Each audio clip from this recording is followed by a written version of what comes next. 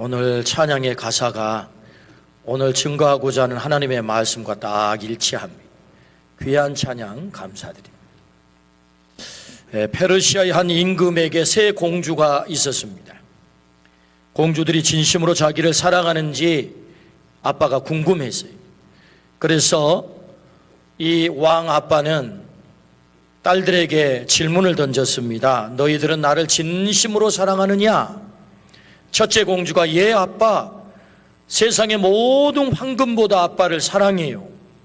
둘째 공주가 아빠, 저도 세상의 모든 은보다도 아빠를 사랑해요. 셋째 공주가 아빠, 저는 세상의 소금처럼 아빠를 사랑해요. 아빠가 기분이 나빴어요. 별로 감동이 안 되죠. 뭐? 소금처럼 사랑한다고? 이 모습을 곁에서 지켜보고 있던 지혜로운 요리사가 그 다음 날 밥상을 진상하는데 모든 요리에서 소금을 다 빼버렸습니다. 왕이 노발대발한 것입니다. 이걸 요리라고 가져왔느냐? 그놈을 당장 불러라. 그래서 요리사가 불려와가지고 엎드렸습니다.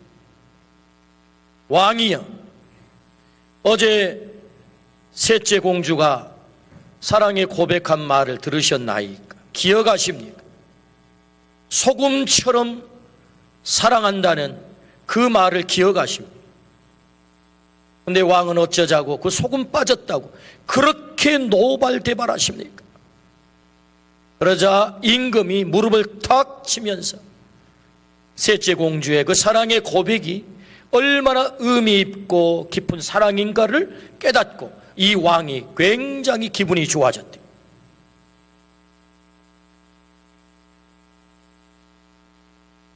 간이 잘 맞는다는 말은 맛이 좋다라는 말과 동의어입니다. 아무리 비싸고 좋은 식재료여도 간이 맞지 않으면 그 요리는 아무 맛이 없는 거죠. 우리의 혈액의 0.9%가 소금입니다. 아기가 잉태해서 자라는 양수도 0.9%가 소금입니다. 사람은 소금물에서 잉태해서 소금물로 살아가는 것입니다. 3%의 소금이 바다를 계속해서 정화시킵니다. 썩지 않게 합니다. 지구상의 모든 오염, 쓰레기, 오물들이 전부 바다로 흘러들지만 바다는 여전히 썩지 않고 이 지구의 생명을 유지시킵니다. 무엇 때문에? 3%의 소금이. 소금은 우리에게 없어서 안 될 너무나도 소중한 하얀 금입니다. 그래서 소금이죠. 주님은 소금의 중요함을 일찍이 아셨습니다. 우리에게 말씀합니다. 너희는 세상의 소금이니.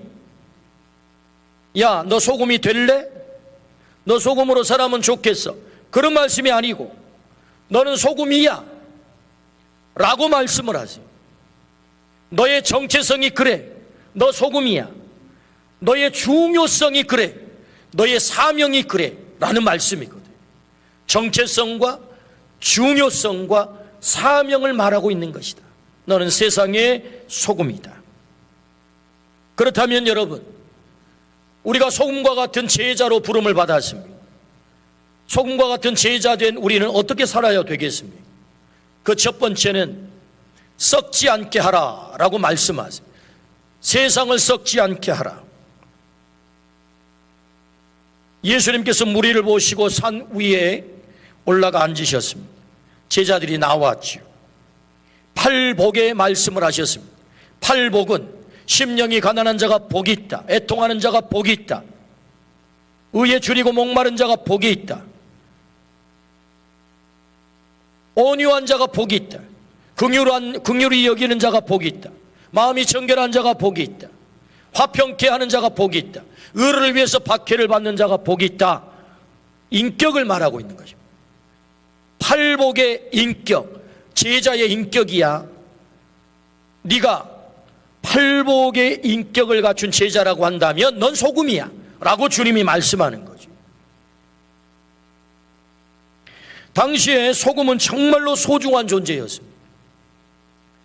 뉴욕 타임즈의 음식 칼럼니스트 마크 쿨란스키는 자신의 저서 소금에서 인류사를 하얀 황금의 역사다라고 표현했습니다. 이것은 고대 제국에서부터 근세 제국까지 소금이 국가 권력을 유지하는 데 중요한 요소임을 지적하는 역사적인 책입니다. 그러니까 여러분, 역사를 더듬어 보면 소금 때문에 전쟁이 펼쳐집니다. 국가가 소금을 전매 제도를 해서 그 세금을 가지고 국가의 재정을 운영을 합니다. 고대 세계부터 근대 세계까지 이 소금 때문에 국가 정부가 운영되는 케이스들이 너무 많았다는 거예요. 그래서 이 마크 쿨란스키는 소금이야말로 너무너무 중요한 존재다라고 하는 글을 썼습니다. 왜 그렇게 중요합니까? 소금은 썩지 않게 하는 방부의 기능을 가지고 있죠. 우리는 음식을 먹어야 삽니다. 냉장시설이 발전하기 전까지 음식을 보관해 두는 방법은 두 종류였습니다. 하나는 완전히 수분을 탈취해서 마른 상태에 보존하는 것 하나, 그리고 소금에 절여서 보관하는 것 하나. 다른 방법이 없죠. 우리는 먹고 살아야 되니까 어떻게든 음식을 보관해야만 우리는 생존할 수 있는 것입니다. 때문에 소금 없이는 음식을 보관할 방법이 없었어요.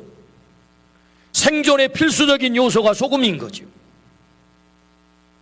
로마 시대에는 공무원의 봉급을 소금으로 지급했다라고 하는 기록이 있습니다. 라틴어로 로마 사람들이 쓴 용어를 라틴어라고 하죠. 언어를 라틴어. 우리 라틴어에 소금을 살라리움이라고 합니다. 살라리움. 이 살라리움에서 셀러리가 나왔어요. 셀러리가 뭡니까? 봉급이라는 말이에요. 셀러리맨, 봉급쟁이, 월급쟁이 그러잖아요. 여러분, 우리가 월급 받아야 삽니다. 셀러리를 받아야 산다고요. 월급 없이 우리가 어떻게 살아요? 그러니까 여러분, 이 셀러리 어근이 뭐예요? 살라리움이에요. 소금이에요. 소금으로 봉급을 받은 거죠. 소금이 얼마나 중요하냐 이거죠. 주님이 소금이라고 하시면 단순히 음식의 방부 역할을 염두에 둔 말씀은 아닙니다. 예수님이 하고 싶은 근본적인 말씀은 부패한 세상을 염두에 두고 한 말씀이죠. 세상이 너무 부패해서 예수님 당시에도. 그래서 너는 세상의 소금이야 라고 말씀한 것은 이 세상이 너무 부패하고 썩고 냄새가 나, 너 소금으로 살아야 돼 라는 말씀이거든요. 예수님 당시 로마의 풍자신 유베날이라고 하는 사람은 로마를 불결한 하수구에 비교를 했습니다. 불결한 하수구다. 로마는 얼마나 음란하고 얼마나 타락하고 얼마나 썩었는지. 로마는 총체적으로 불결한 하수구다. 이미 동성애가 만연을 했습니다. 정결은 상실되고 정절은 사라진 지 오래예요. 예수님 동시대 AD 79년 8월 24일, AD 79년 8월 24일 로마의 베수비오 화산이 폭발을 했습니다. 폼페이라고 하는 도시가 15분 만에 다 사라져 버렸습니다. 1500년 동안 지하에 이 도시가 묻힌 채 지내오게 되었습니다. 16세기 어느 날 한 사람에 의해서 폼페이라는 도시에 실마리가 발견이 됐어요. 그래서 발굴하기 시작, 오늘까지 발굴을 하고 있습니다. 그 발굴된 유적들을 보면은 그 그림, 그들의 문화, 그들의 홍등가의 문화, 이 모든 것들을 통해 보면 당시의 문화가 얼마나 음란했는지, 얼마나 타락했는지 그걸 한눈에 볼 수 있는 것입니다. 예수님은 이런 세상의 타락을 염두에 두고 말씀하셨어요. 너희는 세상의 소금이다. 오늘 우리가 살아가는 세상은 어떨까요? 23년 7월 3일 김현정의 뉴슈스에 미국의 필라델피아에서 사역하는 최왕규 목사님께서 인터뷰를 했어요. 이 인터뷰입니다. 가히 충격적입니다. 그 인터뷰 내용이 뭐냐? 좀비 거리에 대한 인터뷰였어요. 이 시대. 여러분, 필라델피아라는 말은요, 영어의 헬라어로 사랑을 아가페, 에로스, 스톨게, 그리고 휠리아, 이렇게 네 가지로 사랑을 표현하는데, 이 휠리아는 우정의 사랑이거든요. 이 휠리아에서 필라델피아가 온 거예요. 필라델피아. 그러니까 이 필라델피아는 사랑의 거리인 거예요. 얼마나 아름답습니까? 근데 이 거리, 필라델피아 켄스톤 거리가 좀비 거리가 됐다는 거예요. 마약을 해가지고 이렇게 걷지도 못하고 어정쩡한 이 모습으로 다니는 사람들이 700명이에요. 거리에. 경찰도 막을 수가 없습니다. 심지어 너무 이것이 일반화돼 가지고 관공서에서 주사기 돌렸으면, 마약하느라 주사기 돌렸으면 또 다른 전염병이 창궐할 수 있으니까 아예 주사기를 나눠주자. 관공서에서 주사기를 나눠줘요. 경찰도 손을 못 대는 그런 거리가 되었습니다.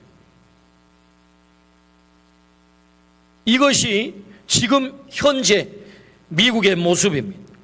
최근에 20년 동안 마약으로 미국은 50만 명의 생명을 잃었습니다. 왜 이렇게 됐을까? 다큐멘터리가 나왔어요. 왜 이렇게 됐을까? 여러 가지 원인들이 있지만 제 마음에 꽂힌 이 다큐멘터리 진단에 대해서 저는 거기에 공감을 했어요. 왜 이렇게 됐나 했더니 유명한 존슨 앤 존슨이라는 제약사가 있어요. 또 퍼듀 파마라고 하는 제약사가 있어요. 아주 유명한 제약사들입니다. 말기 암 환자에게 투여하는 이 진통제가 황금알을 낳는 거유임을 안 거예요. 그래서 수익의 극대화를 위해 합법적으로 오피오이드라고 하는 약을 만들어냈습니다. 마약 진통제를 만들어서 보급을 한 거지요. 그리고는 제약회사들은 의사들을 안심시키는 광고를 적극적으로 하기 시작했습니다. 공격적 마케팅을 했어요. 합법적 의사 처방을 받은 평범한 시민들이 중독되기 시작한 것입니다. 1995년 자선사업가로 알려진 세클러 가문의 퍼듀 파마 제약사가 옥시콘틴이라는 마약성 진통제를 출시를 했습니다. 공격적 영업, 인기 상품, 이 공격적 영업을 하고 그 상품이 인기가 얻어가지고 2017년까지 무려 40조 원의 이익을 얻었다는 거예요. 옥시콘틴이라고 하는 이 제품을 통해서. 약물에 의존해서 살던 사람들은 더 짜릿한 헤로인을 찾게 되고 코카인을 찾게 되고 펜타닐을 찾게 됐습니다. 강력한 마약이 지금 펜타닐이거든요. 그래서 지금의 이 재앙의 결과가 찾아왔다는 것입니다. 지금의 이 좀비의 거리가 생겨난 이유라는 거예요. 다큐멘터리에 진단하기는. 타인의 생명을 파괴하면서까지 수익을 올리는 거대 기업들의 이 욕망. 여러분 생각을 해보세요. 이걸 좀 더 깊이 들어가 보세요. 여러분 이 유명한 제약회사들의 얼마나 공부 잘하고 머리 좋고 똑똑한 석박사들 많겠습니까? 그들이 공부할 때는 내가 이 공부를 통해서 이를 위해 기여해야 되겠다, 그런 마음으로 공부했겠지요. 그래서 그들이 이 회사에 고용이 돼서 결국 만든 게 뭡니까? 옥시토신을 만든 것입니다. 옥시콘틴을 만든 거예요. 그런 결과가 찾아오리라 감히 몰랐겠죠. 그때 조금이라도 양심 있는 학자라면 노 해야지. 노. 크리스찬이라고 한다면, 크리스찬이라면 소금이 된다면 노 해야지. 노. 이건 아닌 것 같습니다. 아인슈타인이 원자탄을 만들어 놓고 얼마나 후회를 했습니까? 판도라 상자가 열렸다는 것 아니에요. 감히 이런 결과를 예상하지 못했다는 것 아닙니까? 그 좋고 똑똑한 머리를 가지고 이 부패하고 타락한 세상 속에, 거대한 욕망이 춤추고 있는 세상 속에 나는 어떻게 살 거냐. 기업의 이익을 위해서 나의 지식이 같이 쓰임받아야 될까? 나의 기술이 같이 쓰임을 받아야 될까? 쾌락을 탐닉하는 개인이 거대한 기업의 욕망에 발맞추어서 타락하면서 빚어낸 그 재앙이 바로 이 좀비 거리의 재앙이에요.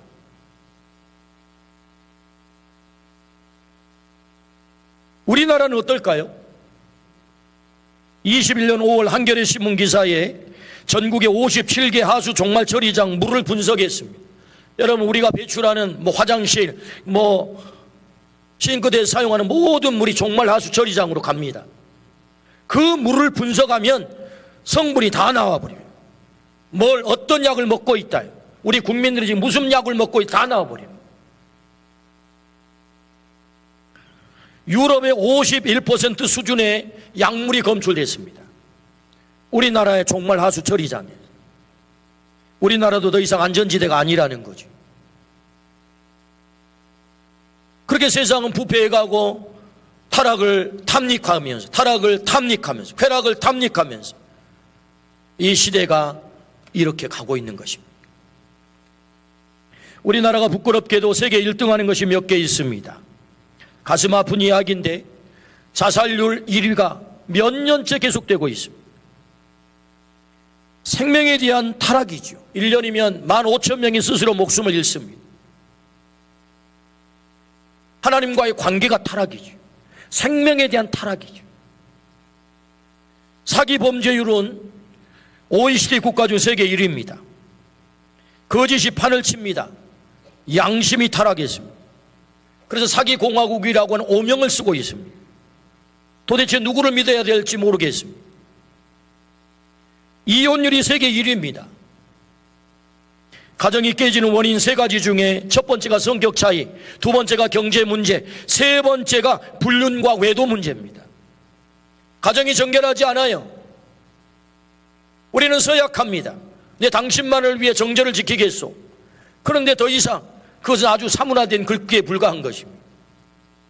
불륜과 외도 문제로 가정들이 깨져나가는 것입니다. 음란이 위험수에 올라왔습니다. 아니 이미 그 선을 넘은 것 같아요. 성적 타락과 도덕적 타락이 심각합니다. 이게 우리가 처해 있는 현실이란 말이에요. 지금 제가 무슨 말씀을 드리고 있는 것입니까? 부패한 세상을 진단하고 있는 거잖아요. 너 세상의 소금이야. 어디에서? 그 세상 속에서 네가 어떻게 살아야 될지 너의 연주소를 알라는 것 아닙니까? 로마서 1장 26절에서 27절. 이 때문에 하나님께서 그들을 부끄러운 욕심에 내버려 두셨으니 곧 그들의 여자들도 순리대로 쓸 것을 바꾸어 영리로 쓰며 여자와 결혼을 한다는 거예요. 그와 같이 남자들도 순리대로 여자 쓰기를 버리고 서로를 향하여 음욕이 불릴 듯하며 남자가 남자와 더불어 부끄러운 일을 행하여 그들의 그릇됨에 상당한 보응을 그들 자신이 받았느니라. 남자가 남자와 결혼을 한다는 것입니다. 로마서 1장 32절 말씀. 그들이 이 같은 일을 행하는 자는 사형에 해당한다고. 성경은 그들의 사형이다. 사형. 하나님께서 정하심을 알고도 자기들만 행할 뿐 아니라 또한 그런 일을 행하는 자들은 옳다 하느니라. 옳다. 야 오라 괜찮아 해도 괜찮다니까. 도둑질한 사람이 난 취향이 도둑질이야 날 인정해줘 라고 말하지 않습니다. 살인한 사람이 난 선천적으로 그렇게 태어났어 그러니 날 인정해 주라니까 내 취향이라니까 라고 주장하지 않아요. 그런데 유독 성경은 동성애를 죄라고 말합니다. 그러나 동성애는 희한하게 죄라고 말하지 마라 그건 내 취향이야 라고 주장을 합니다. 그것을 인권이라고 강변을 합니다. 성소수자의 인권이니 그 권리를 차별하지 말고 혐오하지 말고 보호하라고 주장합니다. 그리고 오늘 성경의 로마서 1장 32절의 말씀처럼 그들을 옳다라고 응원하라는 것입니다. 야 니네가 오라 계속해. 성경이 뭐라고 그러죠? 그것은 사형에 처해지는 죄다 이거죠. 정말 그들의 인권을 보호해 주는 것은 그 죄로부터 돌아서게 하는 거예요. 그것이 죄임을 알려주고 그 멸망의 길이다. 돌아와야 돼. 그것이 진짜 인권을 지켜주는 거다. 우리 주님은 가늠하다 현장에 끌려온 여인을 정죄하지 않습니다. 그러나 여러분 괜찮으니까 계속 그 길로 가라 그렇게 말하는 대신에 가서 다시는 죄를 범하지 말라라고 말하는 것입니다. 그것이 죄임을 알려준 거죠. 정죄는 하지 않았지만 그것이 죄임을 분명히 했습니다. 진짜 인권은 죄라고 말해주는 거예요. 그리고 회개하고 돌아서서 하나님의 자녀가 되어 살게 하는 것이 진짜 인권이다. 할렐루야. 아멘. 주님은 타락한 세상의 소금이라고 말씀하세요. 썩지 않게 하라고 말씀하세요. 소돔과 고모라 성이 의인 10명이 없어 망했다. 성경의 기록입니다. 썩지 않게 할 10명의 의인이 네가 되면 좋겠어. 주님이 말씀하는 거. 오늘 여기 앉아있는 우리들에게 이 부패해가는, 타락해가는 이 음란한 세상 속에 네가 이 세상을 마지막 버텨서 살리는 바로 그 소금 의인 10명이 되면 좋겠어 라고 말씀하는 거죠. 어떻게 그렇게 살 수 있겠습니까? 우리는 계속 물어야 되는 것입니다. 이것이 바른 생각인지 정사, 이것이 바른 마음인지 정심, 이것이 바른 행동인지 정행, 이것이 바른 길인지 정도를 묻고 그것이 바른 길이 아니면 가지 않는 것이다. 할렐루야. 정사, 정심, 정행, 정도의 삶, 소금의 삶이다. 소금의 삶. 거짓과 타협하지 말고 정직을 말하라 라고 말씀하세요. 나의 욕망을 쫓아가지 말고 진리를 쫓아가라. 그게 소금의 삶이다 라고 말씀하세요. 세상이 좋아하는 것 하지 말고 주님이 기뻐하시는 것 하라 라고 말씀하세요. 그거 먹으면 죄입니까? 죄가 아닙니까? 그런 유치한 질문하지 말고 주님이 기뻐하는 게 뭡니까? 그거 먹으면 주님이 기뻐합니까? 그 사람 만나면 주님이 기뻐합니까? 그 일하면 주님이 기뻐합니까? 그렇게 묻고 행동하라. 그게 소금으로 사는 것이다. 여러분, 주님이 기뻐하는 일을 하기를 축복합니다. 아멘. 세상이 타락한 거대한 문화에 다 예스할 때 진리의 말씀에 비추어 아니면 노라고 너 말하라는 거예요. 진리의 말씀에 비추어 아니면 너는 노하라. 노. 세상이 다 예스하니까 너도 예스하지 말고 예수 그리스도 복음만이 생명이라고 말하라. 그게 소금으로 살아가는 것이다. 주님을 주인으로 모셨다면 나는 소금이 된 거예요. 앞으로 될 것이 아니고 이미 소금인 거예요. 예수 그리스도를 나의 주인으로 모셨다면 내가 소금이다. 주님이 내 안에서 나를 정결케 만들 것입니다. 그 보혈로 나를 깨끗하게 만들 거예요. 그래서 내 안에서 주님은 나를 소금으로 살도록 하실 거예요. 누가? 주님이. 주님이 그걸 좋아하니까. 나는 네가 소금으로 사는 것을 너무 좋아해. 나 그것이 기뻐. 때문에 주님이 나를 그렇게 살도록 만드실 거예요.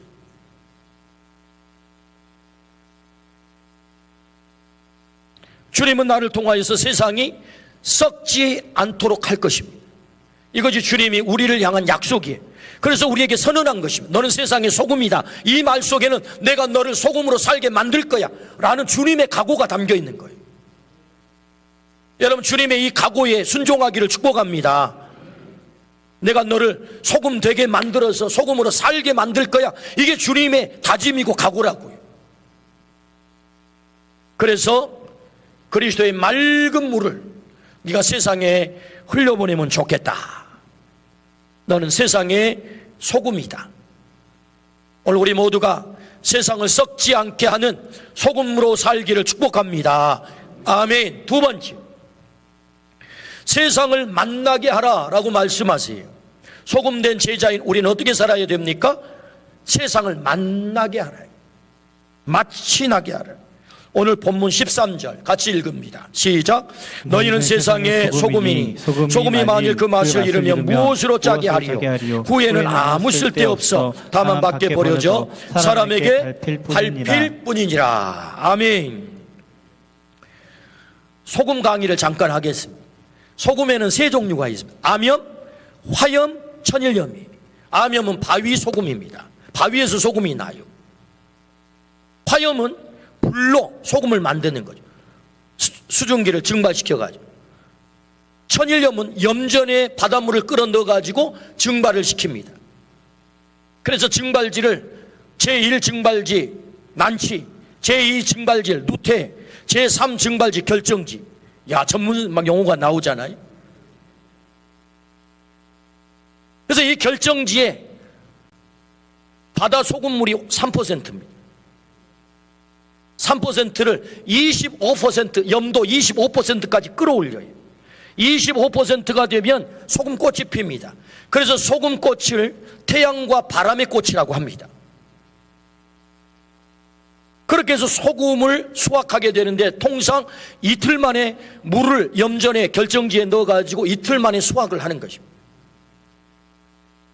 그런데 아주 태양볕이 좋고 바람이 산들산들 부를 때 하루 만에 소금을 수확하는 경우도 있습니다. 특별한 경우죠. 그걸 하루 소금이라고 합니다.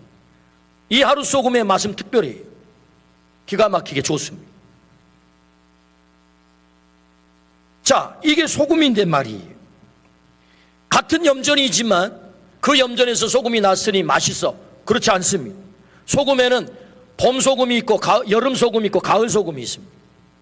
그리고 가장 맛있는 소금이 언제 생산이 되느냐 하면 장마가 지나고 7, 8월 햇빛이 쨍쨍 내고 바람이 산들산들 불 때 생산하는 소금이 가장 맛있습니다.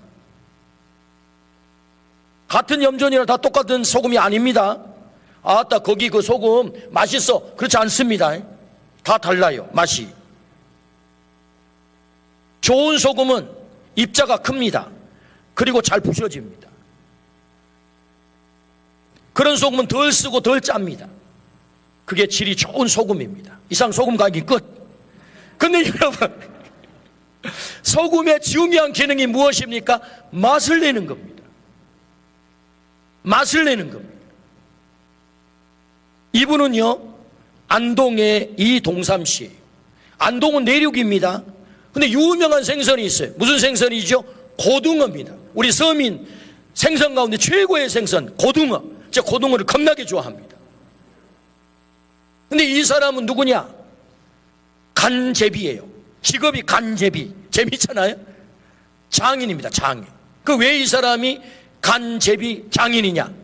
고등어를 한 마리 탁 들고 한 줌 소금을 탁 들고 촥 뿌리면 특별한 맛이 나는 고등어가 되는 거예요. 그래서 이 사람은 장인입니다. 장인. 간제비. 맛있는 고등어를 만들기 위해서는 싱싱한 고등어를 일단 구해야 됩니다. 그리고 배를 따가지고 기가 막힌 소금을 거기 같이 이제 곁들여야 되는데 어떤 소금을요? 신안천일염. 특히 비금소금.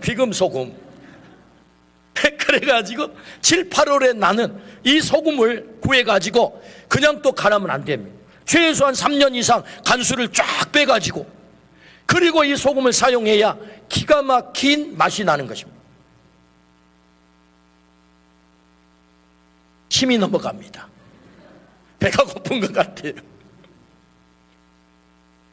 주님이 우리에게 소금이라고 말씀하셨어요. 썩지 않게만 하라 그런 말씀이 아니고 너 맛내고 살아야 된다. 너 존재 자체가 맛이 나야 되지만 너를 만나는 모든 사람에게 맛을 나게 만들어야 돼. 소금은 그렇잖아요. 만나는 상대방을 만나게 하는 존재가 소금이라고. 세계 유례가 없이 경제적 발전을 하고 이제는 절대 가난이 해결이 되고 세계가 감탄하는 나라가 되었는데 왜 자살률은 높은 것입니까? 살 맛이 안 난다는 것입니다. 스트레스, 상대적 박탈감, 내 진로가 열리지 않는 것, 내 뜻대로 삶이 풀리지 않아요. 사람의 관계는 또 어찌나 힘든지 서로가 날이 서 있어서 서로를 찔러서 이 관계의 아픔 때문에 살 맛이 안 난다는 거예요.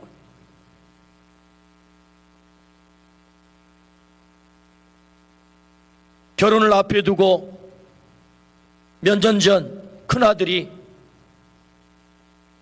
저에게 질문을 했어요. 그리고 이제 며칠 후면 결혼할 둘째 아들이 큰아들과 똑같은 질문을 했어요. 그 질문은, 아빠, 우리도 결혼하면 아빠 엄마처럼 행복하게 살 수 있을까요? 라는 질문이었어요. 여러분, 용서하고 들으십시오. 그럼 얼마든지 행복하게 살 수 있지. 하나님 잘 믿고 예수님 잘 믿는다면. 대답을 했습니다. 그리고 그 질문을 계속해서 곱씹고 있습니다. 그래도 내가 괜찮게 살았네. 나를 가장 잘하는 아들들이 아빠 엄마처럼 행복하게 살 수 있을까? 라고 물었다는 것은 내가 그래도 괜찮게 살았네? 그런 생각이 들었어요. 아들들에게 인정받으니 마음속에 뿌듯함이 생겼습니다. 자긍심이 생겼습니다. 아들들에게 행복하게 사는 삶의 롤 모델이 됐다고 생각하니 감사가 저절로 나왔습니다. 적어도 아들들에게 나는 만나게 하는 아버지라는 생각이 들었어요. 아들들의 삶을 만나게 하는 아버지. 그러면서 제 스스로 질문했습니다. 나는 박림교회 위임 목사로서 사랑하는 성도들의 인생의 맛을, 그 삶의 맛을, 신앙의 맛을 나게 하며 살고 있을까? 라는 질문 말이에요.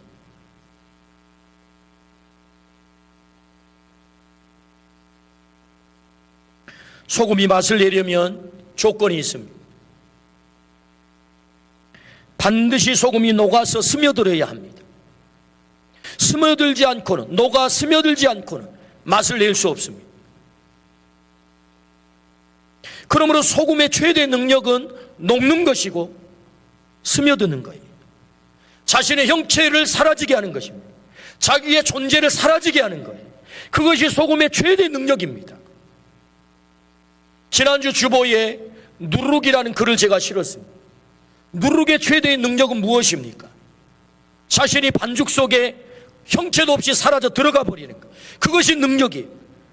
가장 작게 자신을 만들어서 누룩 반죽 속에 누룩이 완전히 자기 형체 없이 사라져 버리는 것이 누룩의 능력이에요. 그래야 반죽을 부풀게 하는 것입니다. 그래서 맛있는 빵을 만드는 것입니다. 똑같습니다. 소금의 능력은 자신이 녹아지는 것. 내가 왜 녹아? 나 똑똑해 이래봐도 나 잘났거든? 내가 왜 녹아? 왜 너에게 스며들어? 네 인생은 네 인생, 내 인생은 내 인생이야. 자기 주장을 꺾지 않고, 자기 고집을 꺾지 않고, 자기를 내려놓지 않는다면 어떻게 스며들어 맛을 낼 수 있겠습니까? 주님이 너는 소금이야 라는 말씀은, 야, 너 녹아야 된다, 이 말씀을 하고 있는 거예요. 너 스며들어야 돼. 네 존재를 작게 만들어야 되는 거야. 너의 형체가 사라져도 너는 다 없는 거거든. 그걸 말하고 있는 것입니다. 내 아내를 내가 만났다면, 내 남편을 내가 만났다면, 내 자식들 하나님이 나에게 보내줬다면 내가 그들 속에 스며들어 그 인생을 맛있게 만드는 것이 1번이에요. 그저 도 없는 배필 에째르는 것입니다. 부부가 도 없는 배필 에째르라고. 스며드는 거예요. 스며드는 것입니다. 그것이 소금의 능력입니다. 나를 더 단단하게 하고 나를 깨뜨리지 않으면 나는 스며들 수가 없습니다. 그럼 우리는 여기서 질문이 생기죠.